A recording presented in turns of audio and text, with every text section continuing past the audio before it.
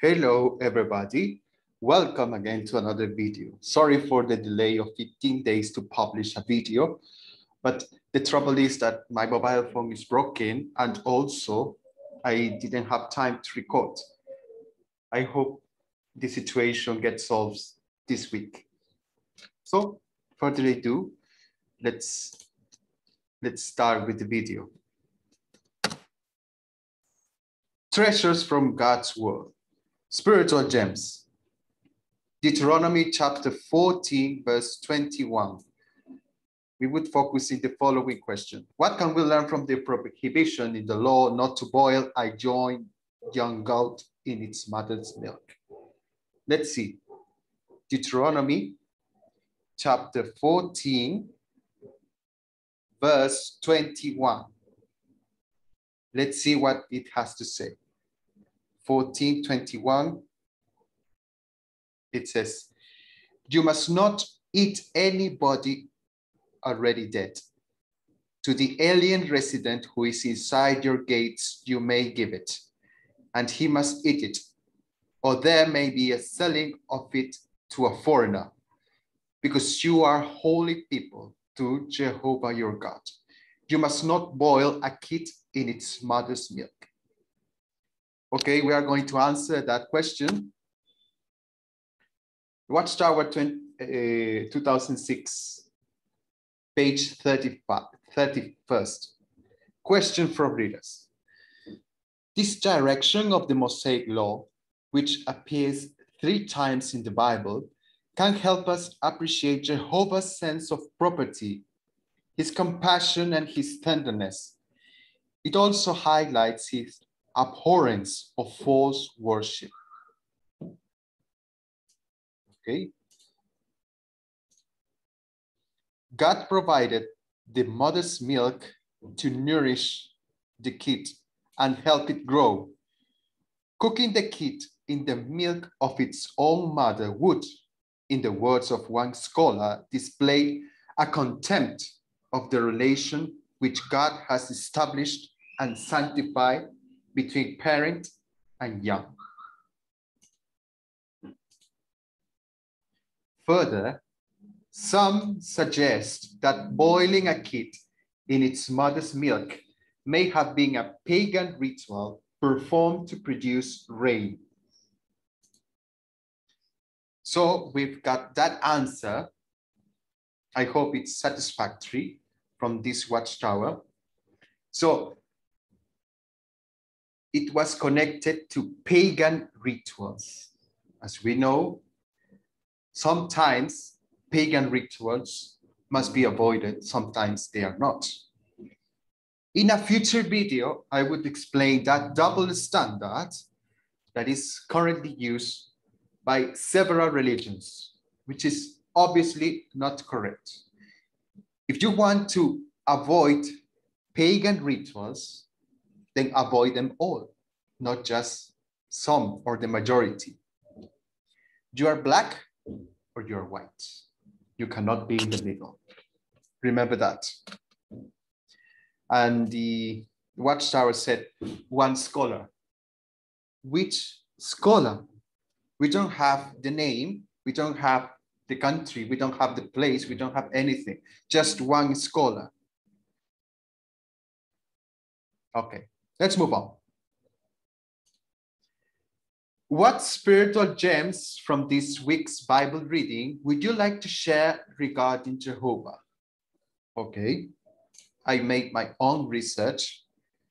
Deuteronomy chapter 13, verse 1 to 3. Let's see what it has to say. In case a prophet or a dreamer of a dream arises in your midst, and does give you a sign or a portent, and the sign of the portent does come true, of which he spoke to you, saying, let us walk after other gods, whom you have not known, and let us serve them. You must not listen to the words of that prophet, or to the dreamer of that dream, because Jehovah your God is testing you to know whether you are loving Jehovah your God with all your heart and all your soul. When I read that, I was completely surprised to read that. What on earth are these Bible verses talking about? God is testing humans, not even just that, but the prophet is performing signs and miracles. Read it again. Don't believe me, read it again. So it's unbelievable. If a prophet performed miracles, should I listen to the voice of that prophet or not? So even you follow the rules, you will get punished. Before Jesus, you were required to believe in prophets with the only proof of having miracles. Before Jesus came to earth, you were required to listen only to the prophets who were able to perform miracles.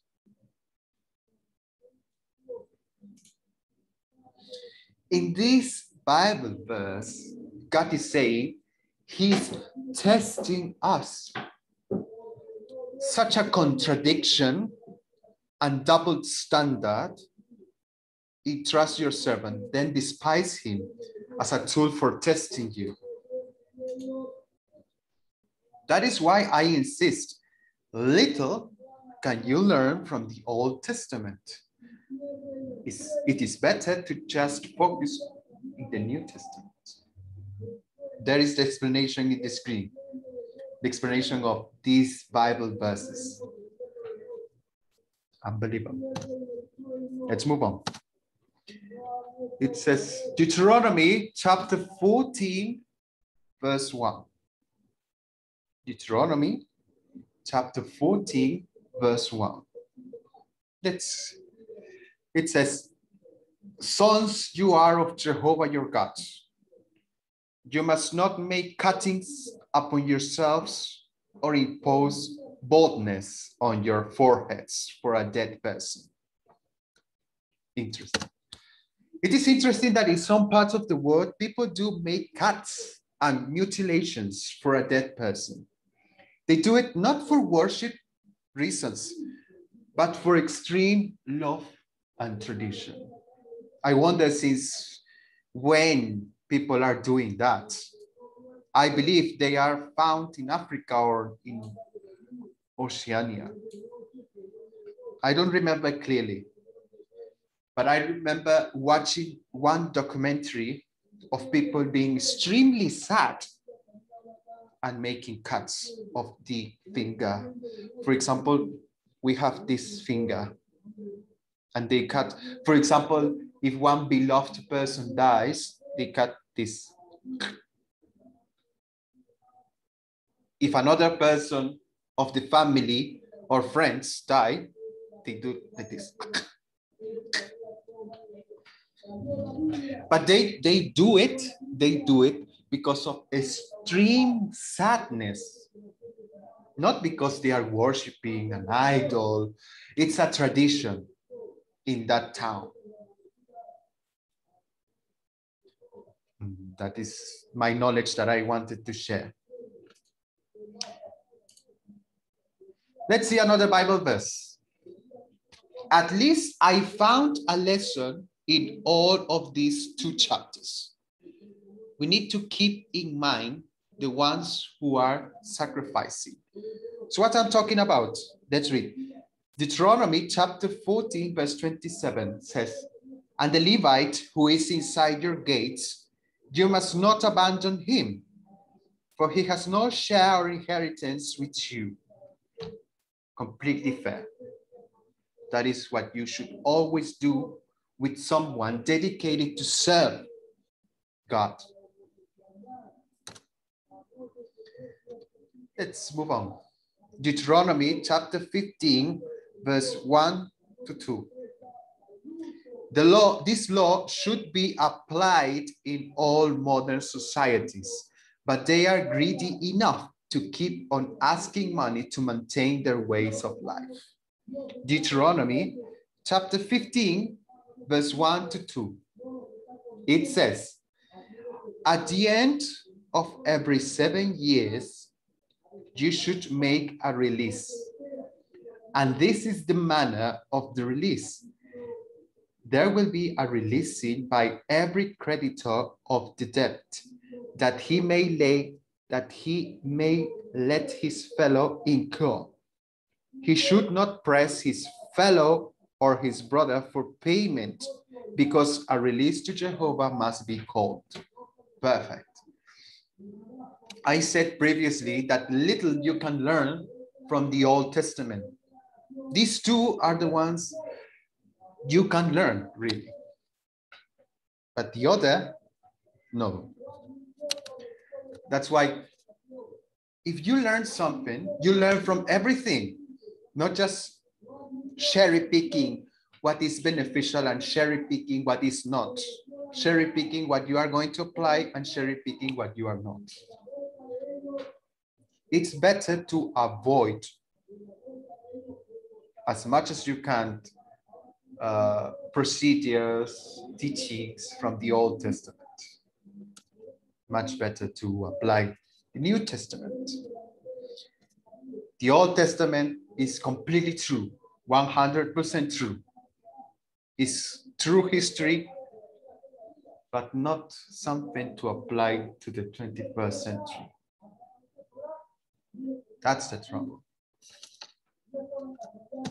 Let's move on. Living as Christians, let's move on. It says, never be anxious.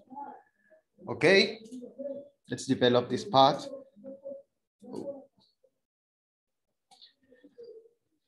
This part is a video of African brothers.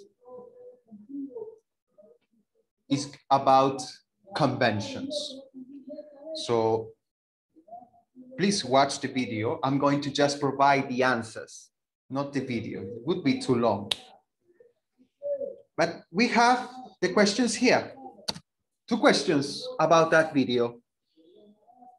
How have the brothers who live near regional convention locations show loving hospitality to those who must travel to the convention? And the second question is, what does the video teach about Jehovah's love for the poor?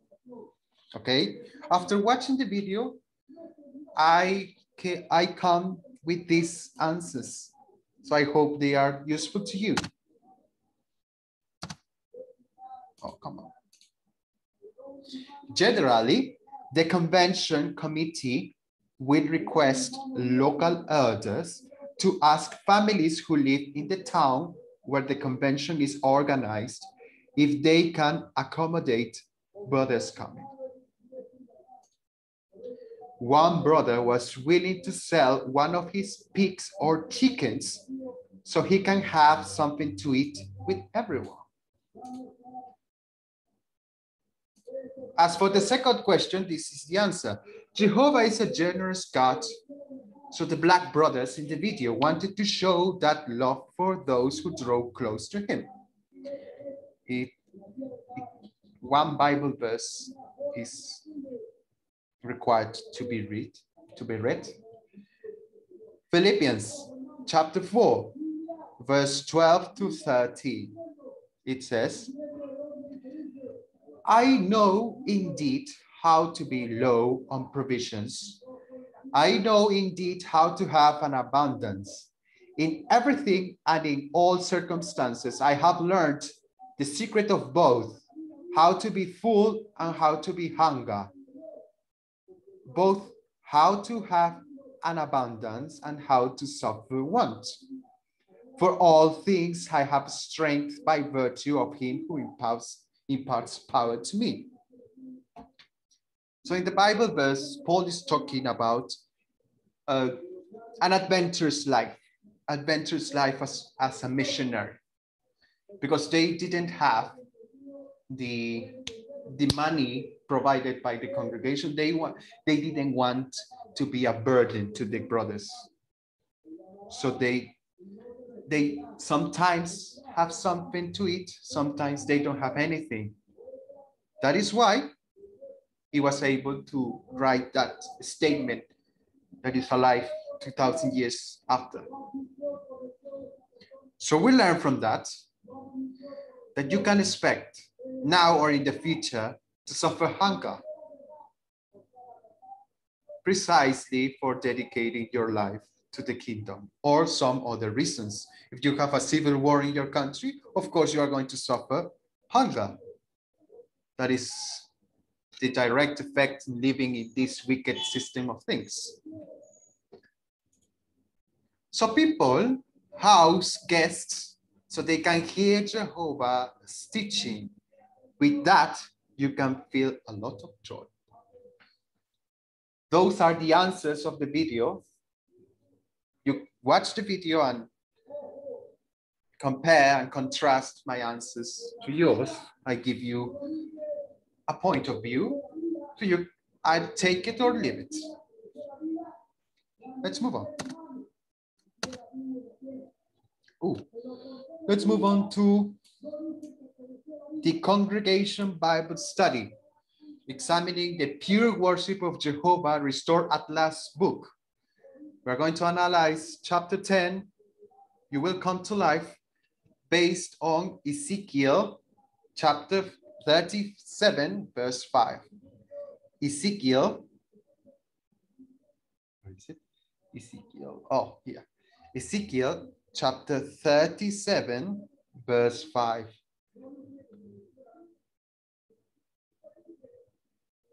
It says, this is what the sovereign Lord Jehovah has said to these bones.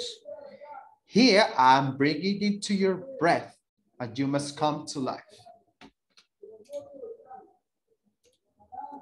Paragraphs 13 to 17.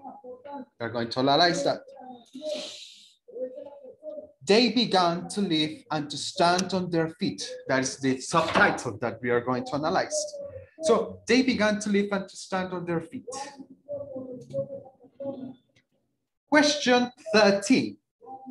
Beginning in 537 BCE, before Common Era, how did the words found at Ezekiel chapter 37, verse 10, 14 see fulfillment? What scriptures indicate that some members of the 10-tribe kingdom returned to Israel? So, Ezekiel chapter 37, verse 10. It says, and I prophesied just as he had commanded me, and the breath proceeded to come into them, and they began to live and stand above their feet, and a very, very great military force. And he went on to say to me, Son of man, as regards these bones, they are the whole house of Israel. Here they are saying, our bones have become dry, and our hope has perished. We have been severed off to ourselves. Okay, that is what Ezekiel chapter 37, verse 10 to 14 says. Let's move on to answer the questions. The Jews in Babylon saw the fulfillment of the vision. How? Jehovah brought them to life and made them stand on their feet by delivering them from captivity and letting them return to Israel. Okay, it's continue saying, a group of 42,360 Israelites and some 7,000 non-Israelites left Babylon to rebuild Jerusalem and its temple and to settle on the soil of Israel. Ezra, where is Ezra? Yeah, Ezra chapter 1, verse 1 to 4. Let's read what it has to say. It says, and in the first year of Cyrus, the king of Persia, that Jehovah's word from the mouth of Jeremiah might be accomplished, Jehovah rose the spirit of Cyrus, the king of Persia, so that he caused a cry to pass through all his realm, and also in writing, saying, "This is what Cyrus the king of Persia has said. All the kingdoms of the earth, Jehovah the God of the heavens has given me. And he himself has commissioned me to build him a house in Jerusalem, which is in Judah. Whoever there is among you of all his people, may his God prove to be with him. So let him go up to Jerusalem, which is in Judah, and rebuild the house of Jehovah, the God of Israel. He is the true God, which was in Jerusalem. As for anyone that is left from all the places where he is residing as an alien, let the man of his place assist him with silver and with gold, and with goods and with domestic animals, along with the voluntary offering, for the house of the true God, which was in Jerusalem." Let's move on to chapter 2, verse 64 to 65. 64 to 65, it says, 64 to 65. The entire congregation as one group was 42,360, apart from their men slaves and their slave girls, this being 7,337, and they had 200 male singers and female singers. Okay, we've got the confirmation of the answer in the Bible, Ezra. Then, some 70 years later, about 1,750 non-Israelites joined Ezra when he returned to Jerusalem. Let's read Ezra chapter 8, verse 1 to 20. 8, 1 to 20. On time. Now these were the heads of their paternal houses and the genealogical enrollment of those going up with the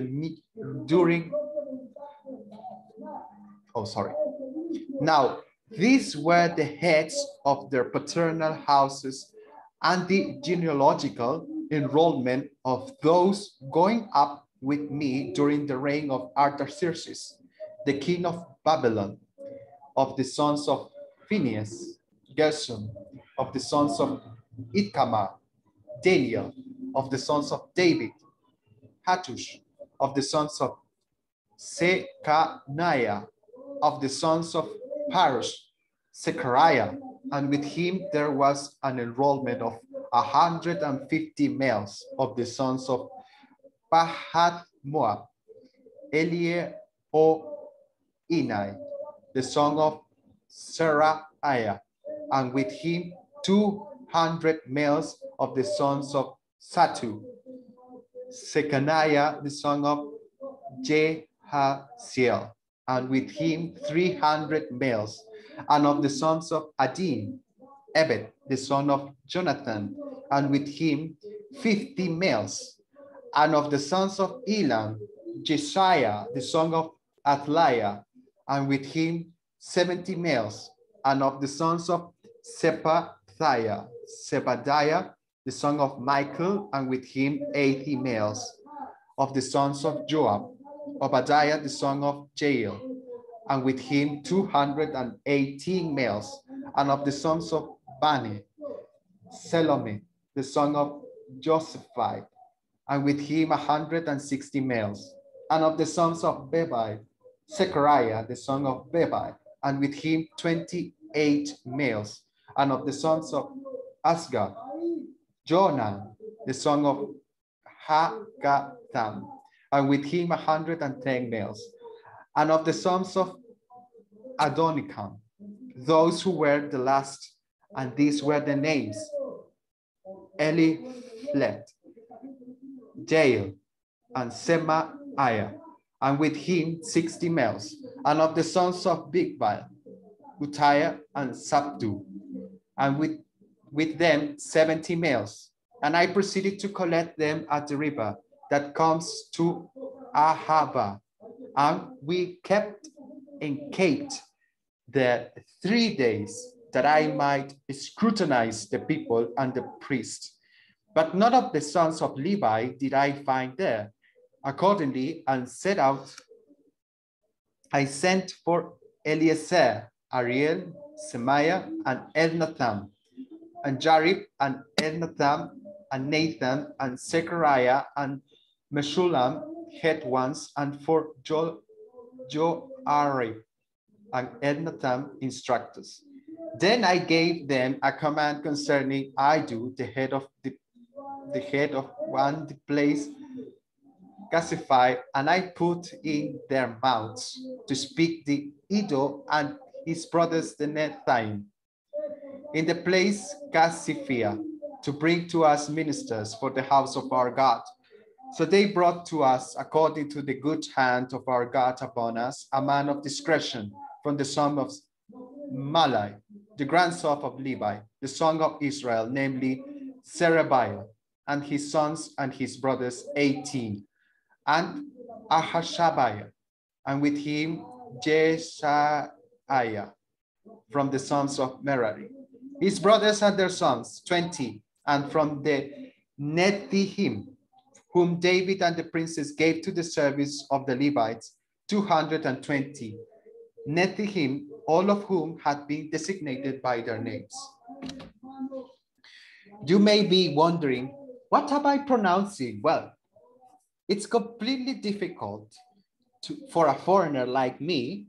My mother tongue is not English. I learned English in a college. My mother tongue is Spanish, okay? The Spanish language is so easy to read, so easy.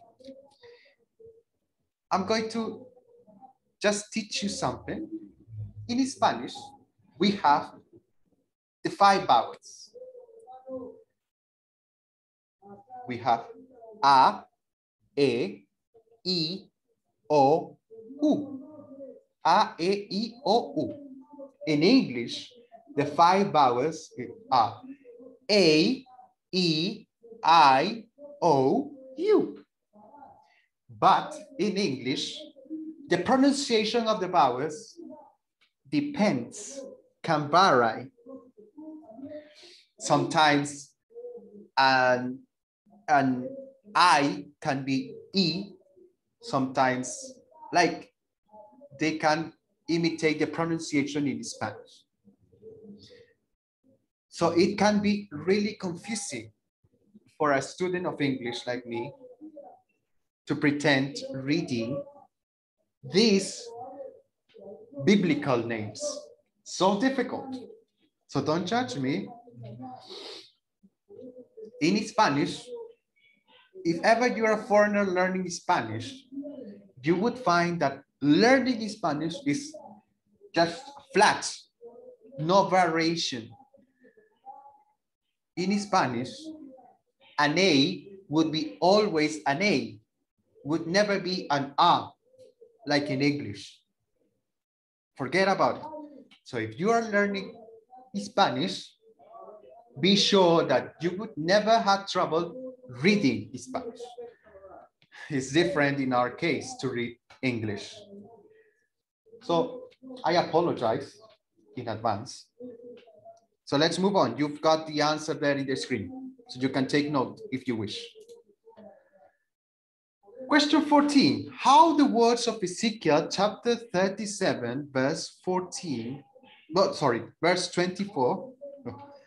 help us to determine the time of the prophecy's principal fulfillment. Question B, what took place in 1919?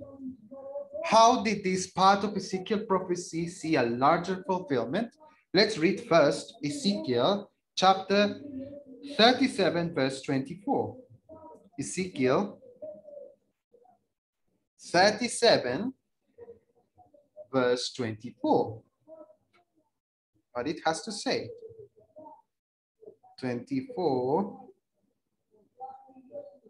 It says, and my servant David will be king over them, and one shepherd is what they will all come to have. And in my judicial decisions, they will walk, and my statutes they will keep, and they will certainly carry them out. Okay, good. So let's see the answer. As Jehovah revealed to Ezekiel in a related prophecy, the principal fulfillment of this restoration would occur sometime after the greater David, Jesus, began to rule as king. We have a footnote there. The Messianic prophecy was discussed in chapter 8 of this publication. I examined chapter 8, and it has consistency. It has logic. It has reasoning. It's not dogma, has reason. Dry bones and two witnesses. How do they relate? The year 1919 saw the fulfillment of two related prophecies. One regarding, okay, let's analyze this first. 1919 has two prophecies. Let's examine them. First, regarding dry bones, the other about two witnesses. Okay, so in 1919, according to this publication, this book, we have two prophecies, dry bones and two witnesses. Let's analyze this. Dry bones and two witnesses. The vision of dry bones foretells a very long period, which turned out to be many centuries, that ends with the coming to life of a larger group of God's people. It was explained in the annual meeting of 2015, you can search for it, that after the death of the last apostle, who in this case was John, after that death, you've got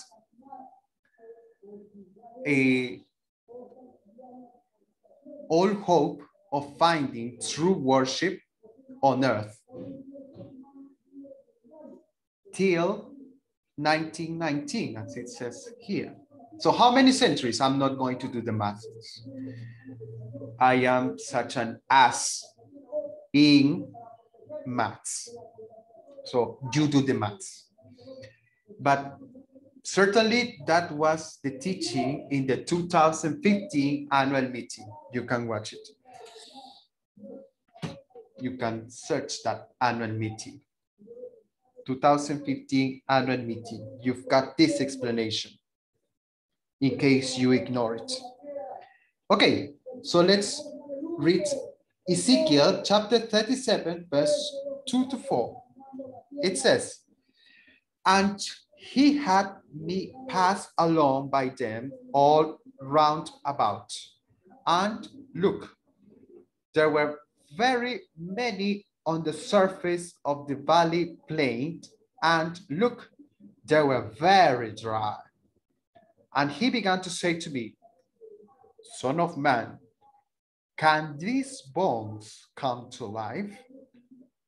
To that I said, Sovereign Lord Jehovah, you yourself well know.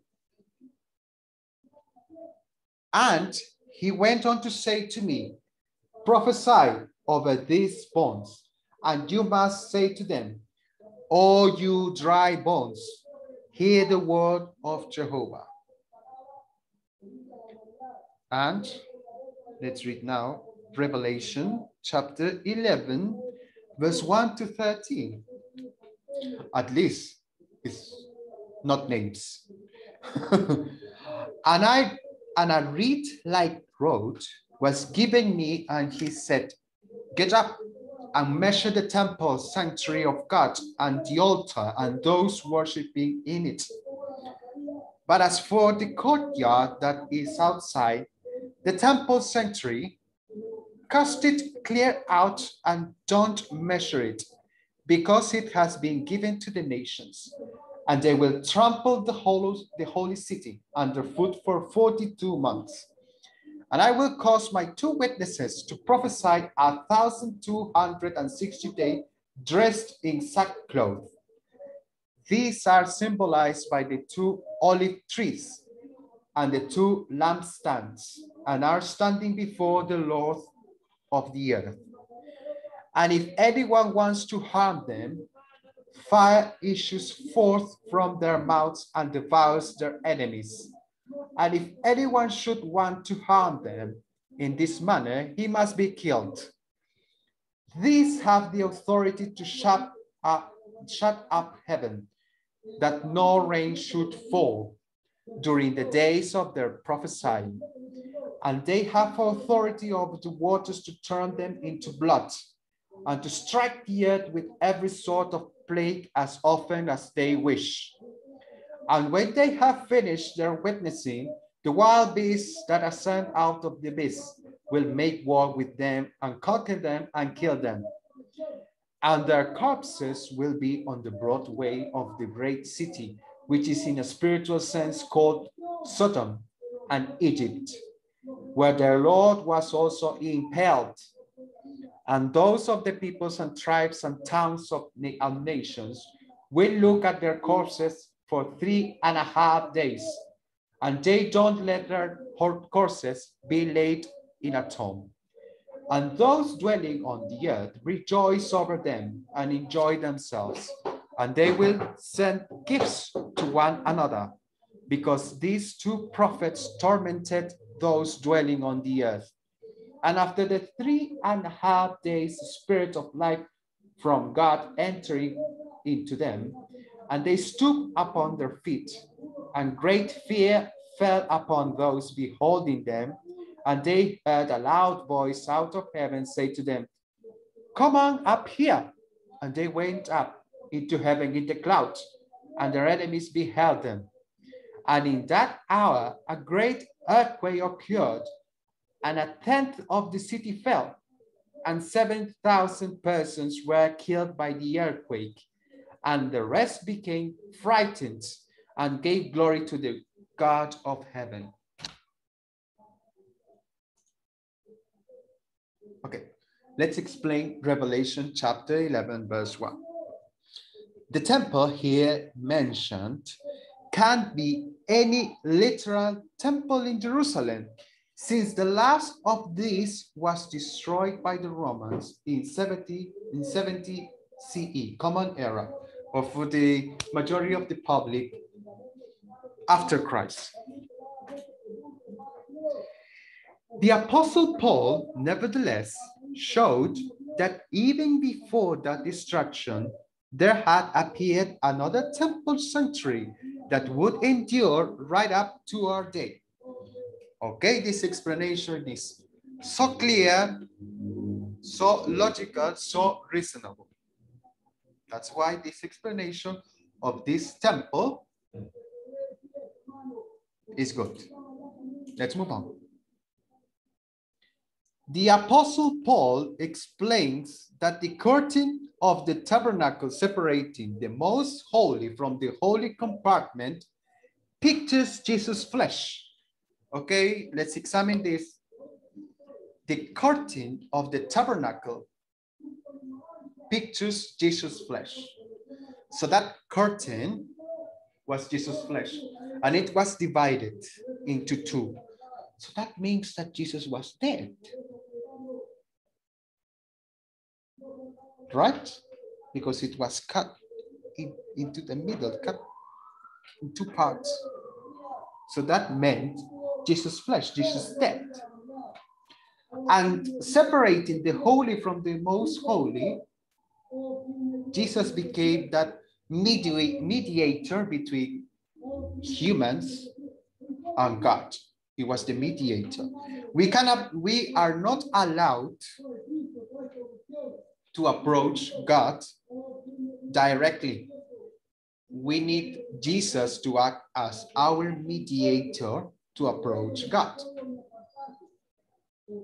We are so impure, so sinners, so dirty to expect to be approaching God directly.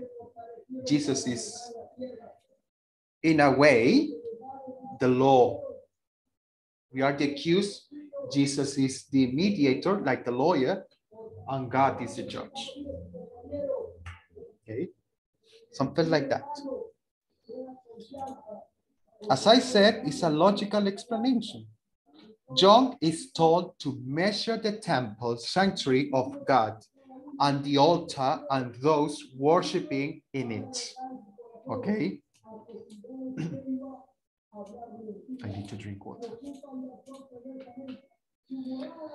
In the Hebrew scripture prophecies, such measuring provided a guarantee that justice would be rendered on the basis of Jehovah's perfect standards.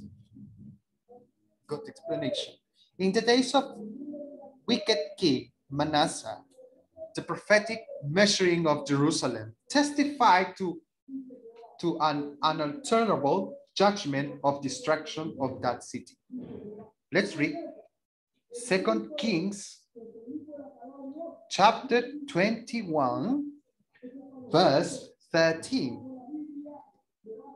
2 Kings chapter 21, verse 13.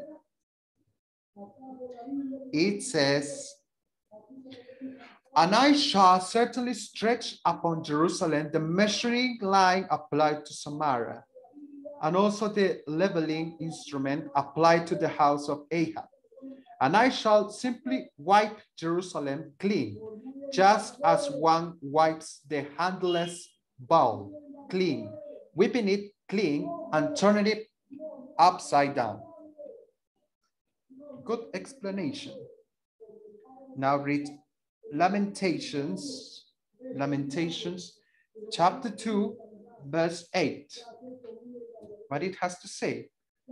Lamentations chapter 2, verse 8. Oh, come on, tablet. Jehovah has thought of bringing the wall of the daughter of Zion to ruin. He has stretched out the measuring line. He has not turned back his hand from swallowing up, and he causes rampart and wall to go mourning. Together they have faded away. Good explanation. I hope you understand the explanation. You have it on the screen for you to read. Later, however, when Jeremiah saw Jerusalem being measured, this confirmed that the city would be rebuilt. Let's read Jeremiah chapter 31. Jeremiah chapter 31, verse 29. 29. Oh, what it says? 29, it says, "In those days, they will no more say, the fathers were the ones that ate the unripe grape, that it was the teeth of the sons that God set on edge." Also, Zechariah chapter 2, Zechariah chapter 2, verse 2 to 8.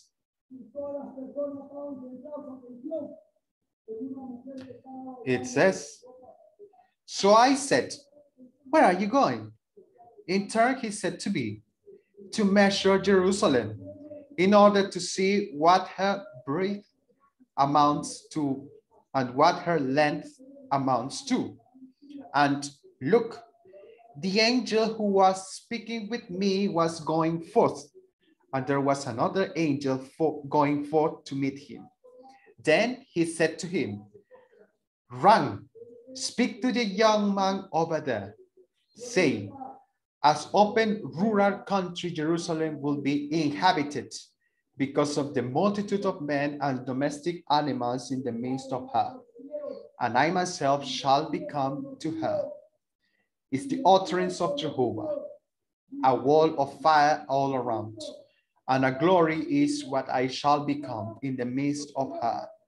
Hey there, flee then, you people, from the land of the north, is the utterance of Jehovah. For in the direction of the four winds of the heavens, I have spread you people abroad, is the utterance of Jehovah. Hey there, Zion, make your escape, you who are dwelling with the daughter of Babylon. For this is what Jehovah of armies has said. Following after the glory, he has sent me to the nations that were despoiling you people. For that is touching you, is touching my eyeball. Revelation chapter 11, verse 2. There is no logical or reasonable explanation in the book Apocalypse. Its grand climax is at hand. I was examining Revelation chapter 11, verse 1 from this book. Verse 1 was correctly explained. But verse 2 of this Revelation chapter 11, verse 2 is not explained logically or reasonably or with the Bible in this book. Apocalypse, its grand climax is at hand. So no further explanation can it provide.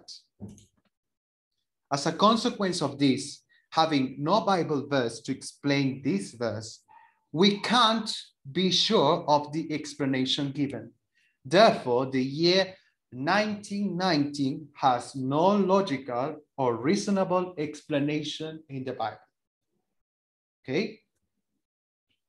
If you say that an invisible Jesus came in 1919 and appoint Joseph Rutherford to be the faithful and discreet slave, ask yourself, who was Joseph Rutherford? Who was he? What he represented? Can you honestly believe that he would be appointed to be the faithful and discreet slave, a man like him? And you have the screen for you to analyze this topic more. Okay. Oh, that would be the end. Thank you for watching. And please don't forget to like, to subscribe, to share the content if you like. Please, by all means, dislike the video too. And I look forward for your comments, your suggestions. I read them all. Thank you. Have a nice day.